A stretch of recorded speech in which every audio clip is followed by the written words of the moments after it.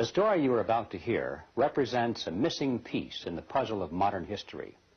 Without this knowledge, many contemporary events are simply beyond understanding. You are about to hear a man tell you that the major tax-exempt foundations of this land, since at least 1945, have been operating to promote a hidden agenda. And that agenda has nothing to do with the surface appearance of charity, good works, or philanthropy. This man will tell you that the real objectives include the creation of a worldwide collectivist state, including the Soviet Union, which is to be ruled from behind the scenes by those same interests which now control the tax-exempt foundations. The man who tells this story is none other than Mr. Norman Dodd, who in 1954 was the staff director of the Congressional Special Committee to investigate tax-exempt foundations, sometimes referred to as the Reese Committee, in recognition of its chairman, Congressman Carroll Reese. The interview you are about to see was conducted by me in 1982. I had no immediate use for the material at that time, but I realized that Mr. Dodd's story was of extreme importance, and since he was advanced in age and not in good health, I simply wanted to capture his recollections on videotape while he was still with us. It was a wise decision because Mr. Dodd did pass away just a short time afterward. In recent months, there has been a resurgence of interest in the substance of Mr. Dodd's story, and we have decided to make it available to the general public. And so what now follows is the full, unedited interview, broken occasionally only for a tape change or to omit the sound of a passing airplane. It stands on its own as an important piece in the puzzle of modern history. Mr. Dodd, let's begin this interview by a brief statement for the record, telling us who you are, what your background is, and your qualifications to speak on this subject. Well, Mr. Griffin, as for who I am just, as the name implies, an individual born in New Jersey and educated in private schools, eventually in a school called Andover, Massachusetts, and then Yale University. And running through my whole period of being brought up and growing up, I have been an indefatigable reader, and I have had one major interest, and that was this country, as I was led to believe it was originally founded. And I entered the world of business knowing absolutely nothing about how that world operated, and realized that the only way to find out what that world was consisted of would be to become part of it. And I then acquired some experience in the manufacturing world, and then in the world of international communication, and finally chose banking as the field I wished to devote my life to. And I was fortunate enough to secure a position in one of the important banks in New York, and lived there. I lived through the conditions which led up to what is known as the crash of 1929, and I witnessed what is tantamount to a collapse of the structure of the United States as a whole. And much to my surprise, I was confronted by my superiors with in the middle of the panic in which they were immersed, I was confronted with the question, Norm, what do we do now? I was 30 at the time, and I had no more right to have an answer to that question than the man in the moon. However, I did manage to say to my superiors, gentlemen, you take this experience as proof of something that you do not know about banking. And you better go find out what that something is and act accordingly. 4 days later, I was confronted by the same superiors with a statement to the effect that, Norm, you go find out. And I really was fool enough to accept that assignment, because it meant that you were going out to search for something and nobody could tell you what you were looking for. But I felt so strongly on the subject that I consented to. I was relieved of all normal duties inside the bank. And 2.5 years later, I felt that it was possible to report back to those who had given me this assignment. And so I rendered such a report. And as a result of the report I rendered, I was told the following: Norm, what you're saying is we should return to sound banking. And I said, yes, in essence, that's exactly what I'm saying. Whereupon I got my first shock, which was a statement from them to this effect: we will never see sound banking in the United States again. And they cited chapter and verse to support that statement. And what they cited was as follows: since the end of World War I, we have been responsible for what they call the institutionalizing of conflicting interests. And they are so prevalent inside this country that they can never be resolved.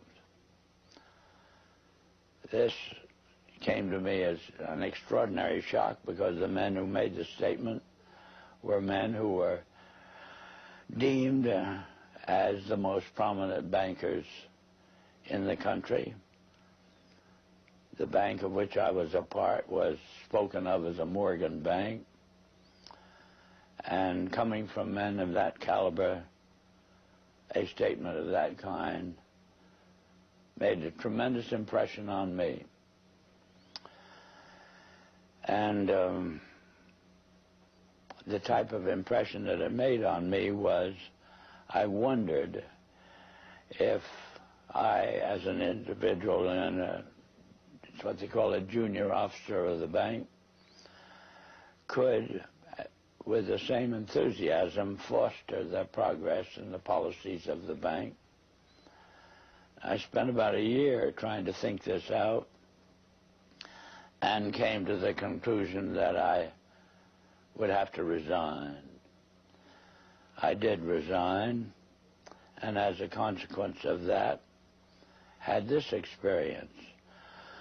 When my letter of resignation reached the desk of the president of the bank, he sent for me.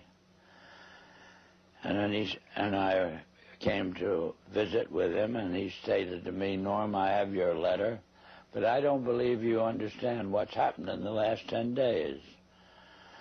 And I said, no, Mr. Corcoran, I have no idea what's happened. Well, he said, the directors have never been able to get your report to them out of their mind. And as a result, they have decided that you, as an individual, must begin at once, and you must reorganize this bank in keeping with your own ideas. And he then said, now, can I tear up your letter? And inasmuch as what had been said to me was offering me, at the age of, by then, 33, about as fine an opportunity for service to the country as I could imagine, I said yes. And they said they wished me to begin at once. And I did, and suddenly, in the span of about 6 weeks, I was not permitted to do another piece of work.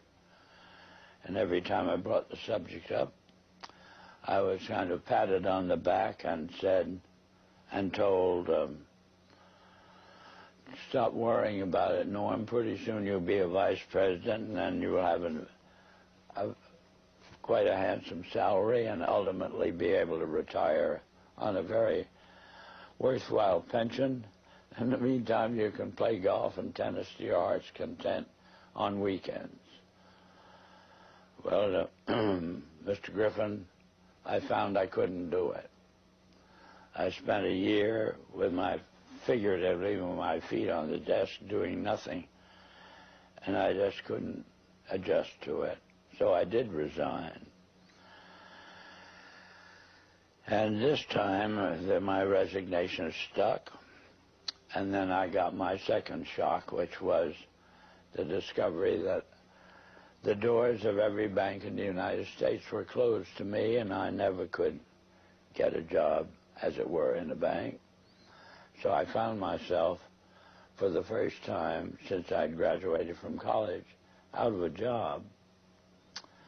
And from there on, I followed various branches of the financial world, ranging from investment counsel to membership of the stock exchange, and finally ended up as an advisor to a few individuals who had capital funds to look after. In the meantime, my major interest became very specific, which was to endeavor, by some means, of getting the educational world to actually, you might say, teach the subject of economics realistically and move it away from the support of various speculative activities that characterize our country. And I have had that interest, and you know how as you generate a specific interest, you find yourself gravitating toward persons with similar interests.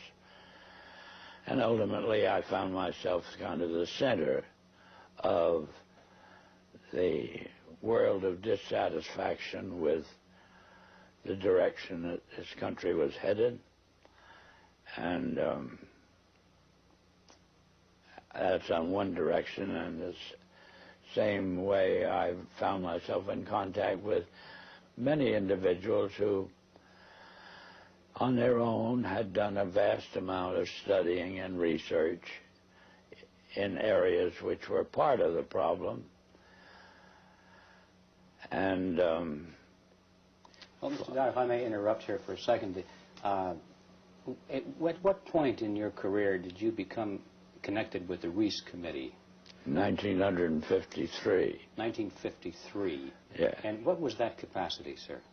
That was the capacity of what they call Director of Research for the Reese Committee. Can you tell us what the Reese Committee was attempting to do? Yes, I can tell you. It was operating and carrying out instructions embodied in a resolution passed by the House of Representatives, which was to investigate the activities of foundations as to whether or not these activities could justifiably be labeled un-American, without, I might say, defining what they meant by un-American. But that was the resolution, and the committee had then the task of selecting a council, and the council in turn had the task of selecting a staff, and he had to have somebody who would direct the work of that staff, and that was what they meant by the Director of Research. What were some of the details, the specifics that you told the committee at that time? Well, Mr. Griffin, in that report, I specifically, number one, defined what was, to us, what was meant by the phrase un-American. And we defined that in our way as being a determination to effect changes in the country by unconstitutional means. We have plenty of constitutional procedures, assuming that we wish to effect a change in the form of government and that sort of thing. And therefore, any effort in that direction which did not avail itself of the procedures which were authorized by the Constitution could be justifiably called un-American. That was the start of educating them up to that particular point. The next thing was to educate them as to the effect on the country as a whole of the activities of large endowed foundations over the then past 40 years. What was that effect, sir? That effect was to orient our educational system away from support of the principles embodied in the Declaration of Independence and implemented in the Constitution, and educated them over to the idea that the task now was, as a result of the orientation of education, to away from these briefly stated principles and self-evident truths. And that's what had been the effect of the wealth which constituted the endowments of those foundations that had been in existence over the largest portion of the span of 50 years, and holding them responsible for this change. And what we were able to bring forward was that what we had uncovered was the determination of these large endowed foundations through their trustees to actually get control over the content of American education.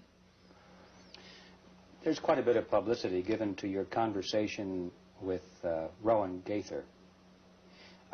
Would you please tell us who he was and what was that conversation you had with him? Rowan Gaither was at that time president of the Ford Foundation. And Mr. Gaither had sent for me when I found it convenient to be in New York, asked me to call upon him at his office, which I did. And on arrival, after a few amenities, Mr. Gaither said, "Mr. Dodd, we've asked you to come up here today because we thought that possibly off the record you would tell us why the Congress is interested in the activities of foundations such as ourselves." And before I could think of how I would reply to that statement, Mr. Gaither then went on voluntarily and stated, he said, "Mr. Dodd, all of us that have a hand in the making of policies here have had experience either with the OSS during the war or the European Economic Administration after the war. We've had experience operating under directives, and these directives emanate and did emanate from the White House. Now, we still operate under just such directives. Would you like to know what the substance of these directives is?" And I said, "Yes, Mr. Gaither, I'd like very much to know." Whereupon he made this statement to me, namely, "Mr. Dodd, we are here operate on in response to similar directives, the substance of which is that we shall use our grant-making power so to alter life in the United States that it can be comfortably merged with the Soviet Union." Well, parenthetically, Mr. Griffin, I've nearly fell off the chair. I of course, didn't, but my response to Mr. Gaither then was, well, Mr. Gaither, I can now answer your first question. You forced the Congress of the United States to spend $150,000 to find out what you just told me. So why don't you I said, of course, legally you're entitled to make grants for this purpose, but I don't think you're entitled to withhold that information from the people of the country to whom you're indebted for your tax exemption. So why don't you tell the people of the country, that's what you told me? And his answer was, we would not think of doing any such thing. So then I said, well, Mr. Gaither, obviously, you forced the Congress to spend this money in order to find out what you just told me. Mr. Dodd, you have spoken before about some interesting things that were discovered by Catherine Casey at the Carnegie Endowment. Can you tell us that story, please? Yes, I'm glad to, Mr. Griffin. This experience that you have just referred to came about in response to a letter which I had written to the Carnegie Endowment for International Peace, asking certain questions and gathering certain information.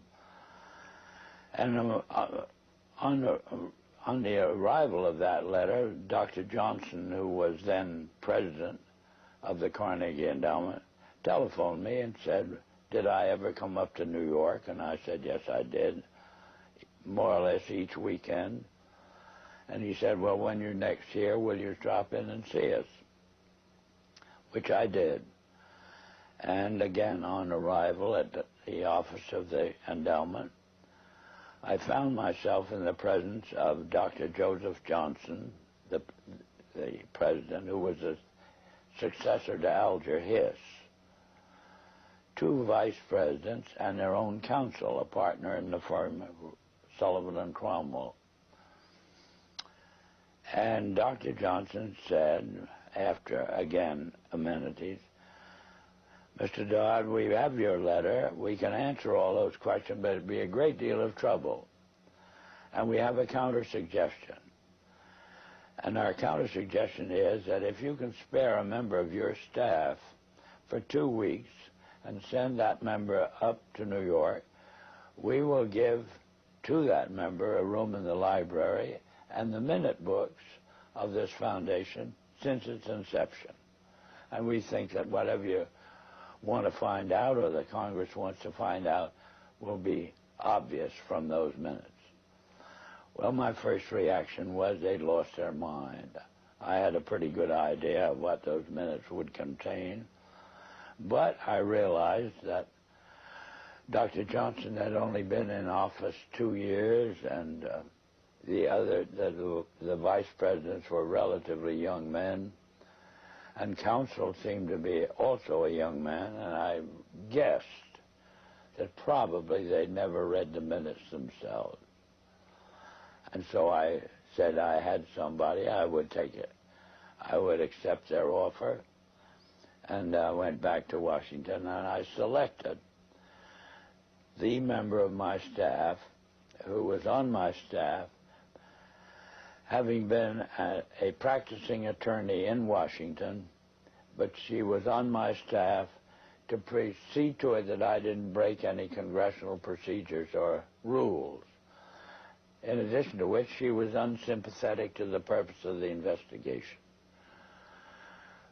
She was level-headed and a very reasonably brilliant, capable lady. And her attitude toward the investigation was, what could possibly be wrong with foundations? They do so much good.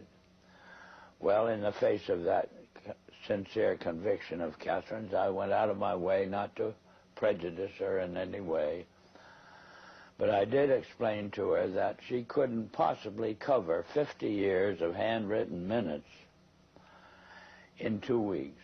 So she would have to do what we call spot reading. and I blocked out certain periods of time to concentrate on. And off she went to New York. She came back at the end of 2 weeks with the following in the way of on dictaphone belts. We are now at the year 1908, which was the year that the Carnegie began operations. And in that year, the trustees, meeting for the first time, raised a specific question, which they discussed throughout the balance of the year in a very learned fashion. And the question is there any means known more effective than war, assuming you wish to alter the life of an entire people? And they conclude that no more effective means than war to that end is known to humanity. So then, in 1909, they raised the second question and discussed it, namely, how do we involve the United States in a war? Well, I doubt at that time if there was any subject more removed from the thinking of most of the people of this country than its involvement in a war. There were intermittent shows in the Balkans, but I doubt very much if many people even knew where the Balkans was. Then finally, they answer that question as follows. We must control the State Department. And then that very naturally raises the question of how do we do that? And they answer it by saying we must take over and control the diplomatic machinery of this country. And finally, they resolve to aim at that as an objective. Then time passes, and we are eventually in a war, which would have been World War I. And at that time, they record on their minutes a shocking report in which they dispatched to President Wilson a telegram cautioning him to see that the war does not end too quickly. And finally, of course, the war is over. At that time, their interest shifts over to preventing what they call a reversion of life in the United States to what it was prior to 1914, when World War I broke out. And they arrive at that point, they come to the conclusion that to prevent a reversion, we must control education in the United States. And they realize that that's a pretty big task.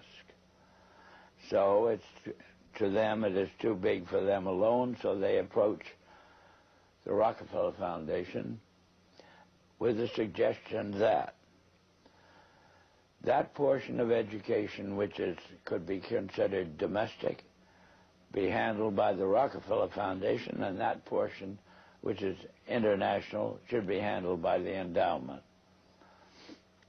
And they then decide that the key to the success of these two operations lay in an alteration in the teaching of American history.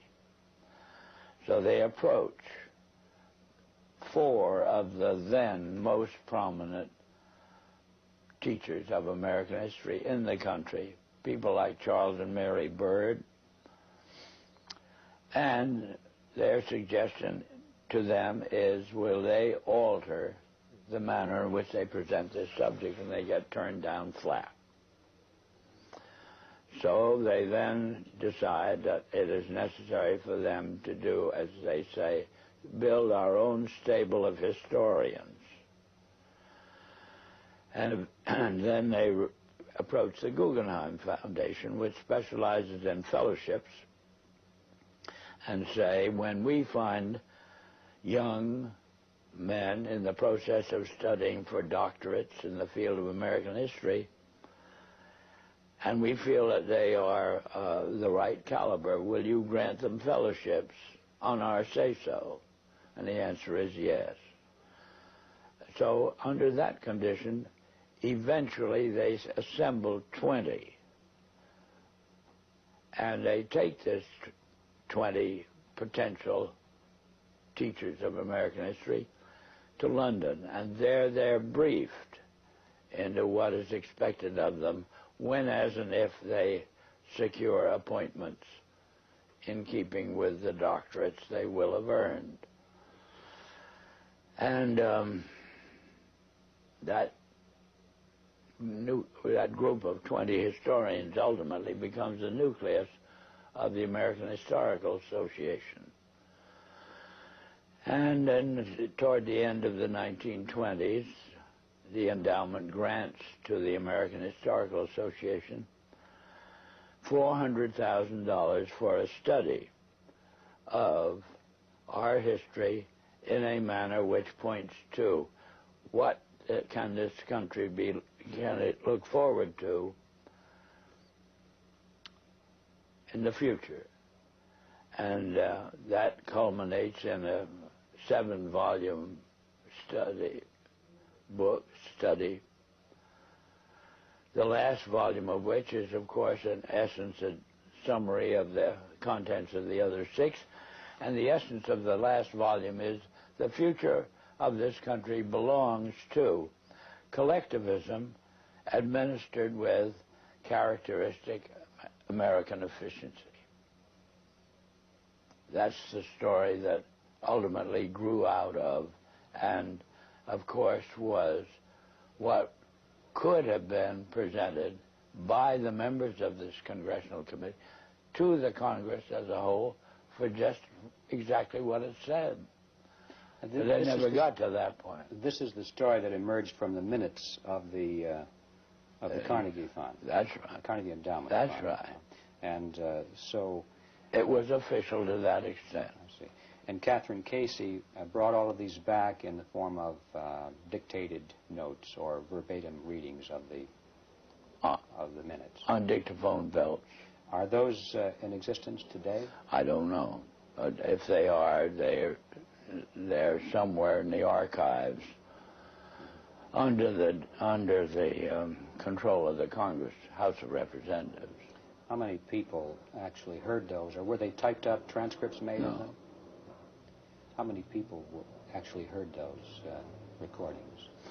Oh, 3 maybe. Myself, my top assistants, and Catherine.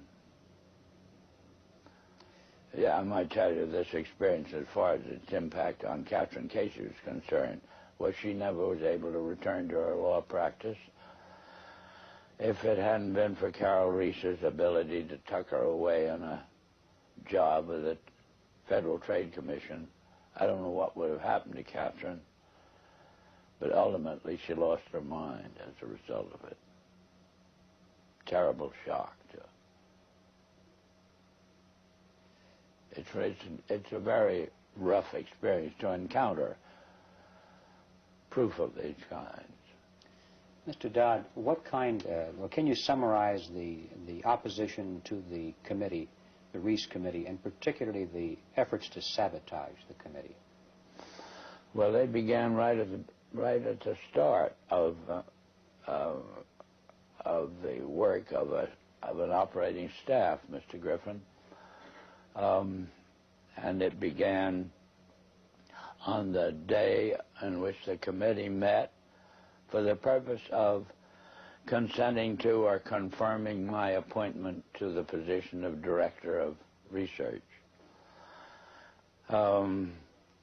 Thanks to the abstention of the minority members of the committee, that is the 2 Democratic members, from voting, why technically I was unanimously appointed. And well, wasn't the White House involved in opposition to well, not at this particular point, sir. Mr. Reese ordered counsel and myself to visit Wayne Hayes. And Wayne Hayes was the ranking minority member of the committee as a Democrat. So counsel and I had to go down to Mr. Hayes' office, which we did.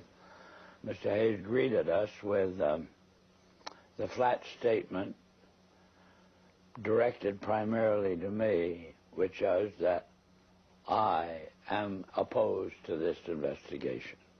I regard it as nothing but an effort on the part of Carol Reese to gain a little prominence, and so I'll do everything I can to see that it fails. Well, I am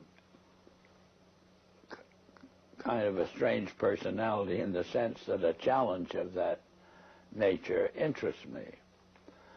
Our counsel withdrew. He went over and sat on a couch on Mr. Reese's office and pouted. But I sort of took up this statement of Hayes as a challenge and set myself the goal of winning him over to our point of view. And I started by noticing on his desk that there was a book. And the book was of the type that there are many in these days that would be complaining about the spread of communism in Hungary, or that type of book. And this meant to me that at least Hayes read a book. And so I brought up the subject of the spread of the influence of the Soviet world, and for 2 hours discussed this with Hayes, and finally ended up with his rising from his desk and saying, Norm, if you will carry this investigation toward the goal as you've outlined it to me, I'll be your biggest supporter. I said, Mr. Hayes, I can assure you that I will not double-cross you. Subsequently, Mr. Hayes sent word to me that he was in the Bethesda hospital with an attack of ulcers, but would I come and see him, which I did. He then said, Norm, the only reason I've asked you to come out here is I just want to hear you say again, you will not double-cross me. I gave him that assurance, and that was the basis of our relationship. Meantime, counsel took the attitude expressed in these words, Norm, if you want to waste your time with this guy, as he called him, you can go ahead and do it, but don't ever ask me to say anything to him under any condition on any subject.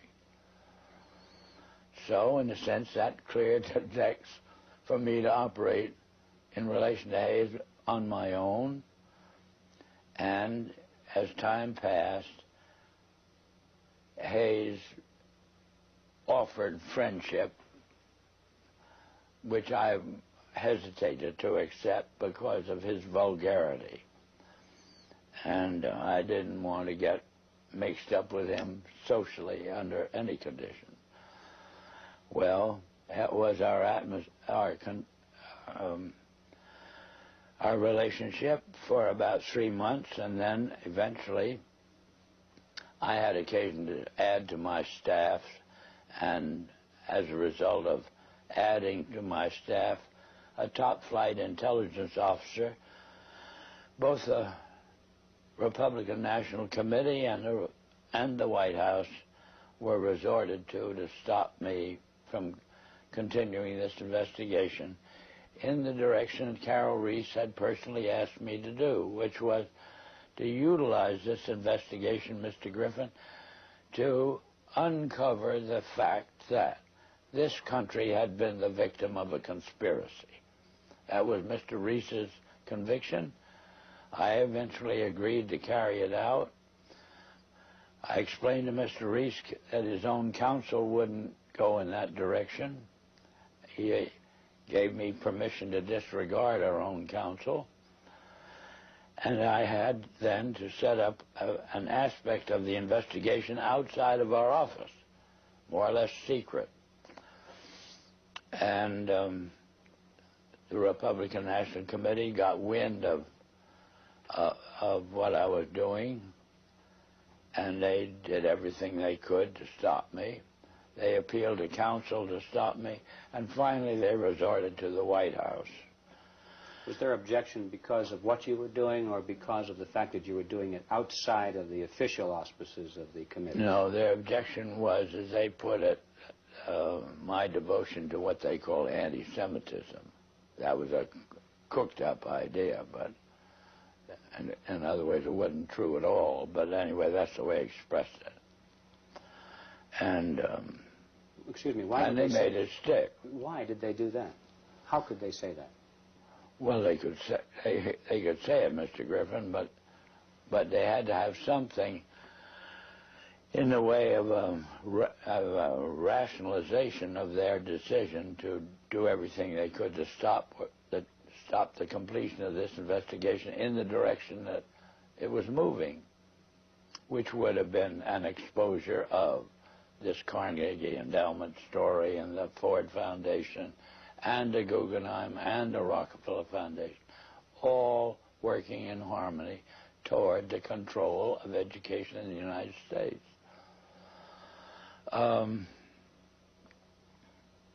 Well, in any event, to secure the help of the White House in the picture, they assigned, they got the White House to cause the liaison personality between the White House and the Hill, a major person, to go up to Hayes and try to get him to, as it were, actively oppose what the investigation was engaged in.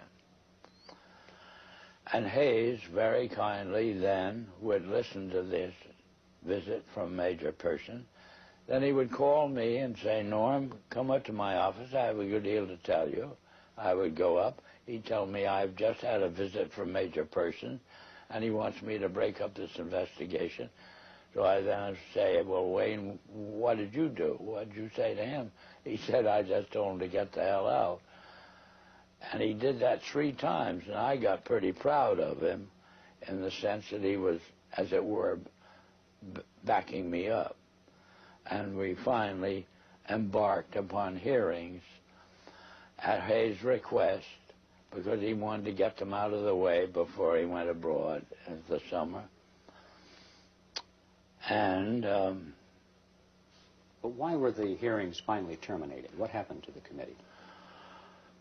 What happened to the committee or the hearings? Or the hearings. The hearings. Oh, the hearings were terminated. Carol Reese was up against such a furor as Hayes, through the activity of our own counsel.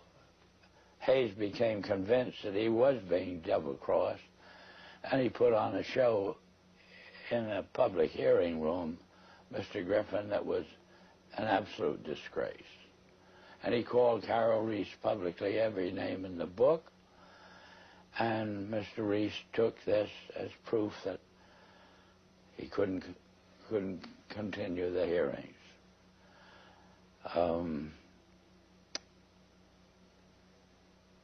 He actually invited me to accompany him when he went down to Hayes' office, and in my presence, with the tears rolling down his face, Hayes apologized to Carol Reese for whatever he'd done and his conduct, and apologized to me. And I thought that would be enough and Carol would resume. But he never did. The charge of anti-Semitism is kind of intriguing to me. What was the basis of that charge? Was there any basis for it at all? No, the basis that the Republican National Committee used was that the intelligence officer I'd taken on my staff, when I oriented this investigation to the exposure of and proof of a conspiracy, was known to have a book, and the book was deemed to be anti-Semitic. This was childish, but this was the second in command of the Republican National Committee, and he told me I would have to dismiss this person from my staff. Who was that person, sir? Who was that person? The person? Yes. A Colonel Lee Lorraine. Lee Lorraine. Yeah. And what was his book, do you recall? The Oh, title of his book? The book they referred to was called Waters Flowing Eastward, which was a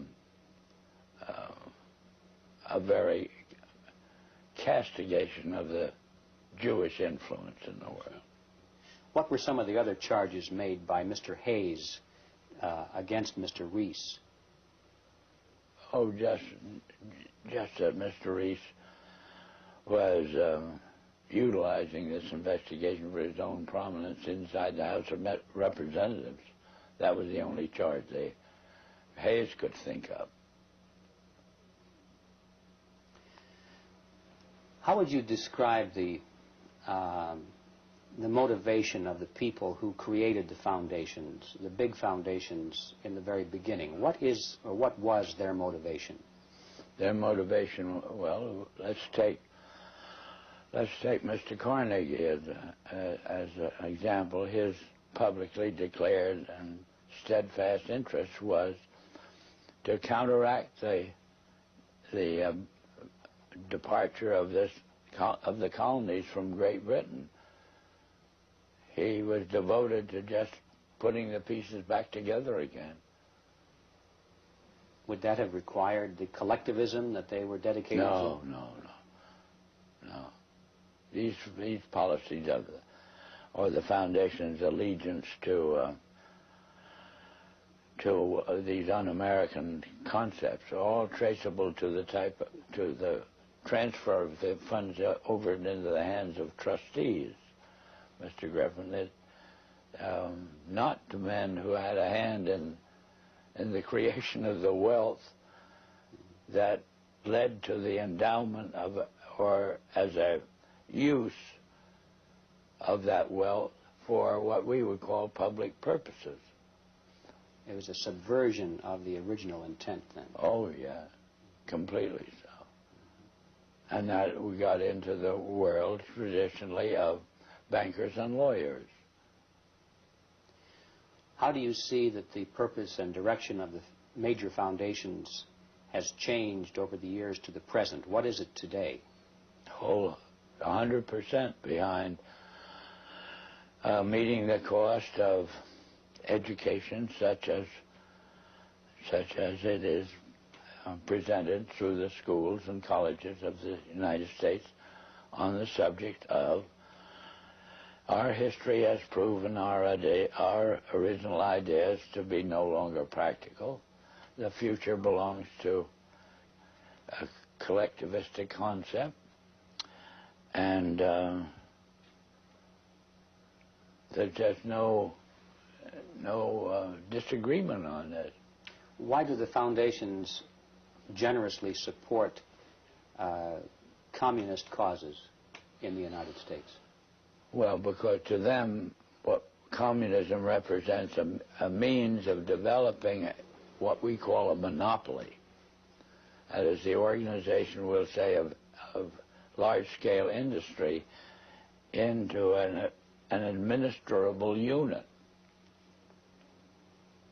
Do they think that they will be one of the administrators? They will be the beneficiaries of it, yes.